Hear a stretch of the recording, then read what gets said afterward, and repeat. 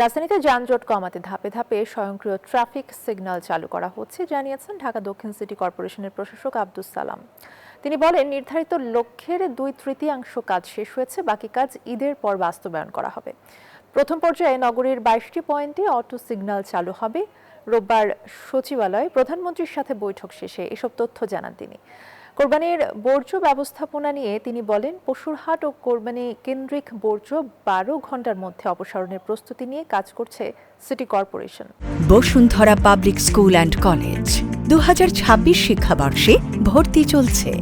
Auto traffic সিগন্যালগুলো যেগুলো আছে, যেগুলো যাতে টোটাল শহরে কার্যকর করা যায়, তার মোটামুটি 1/3 প্রায় আমাদের সম্পন্ন হয়েছে। ঢাকা শহরের বর্জ্য যাতে 12 ঘন্টার মধ্যে পরিষ্কার করা যায়, সেটার জন্য আমরা সেই ব্যবস্থা নিচ্ছি।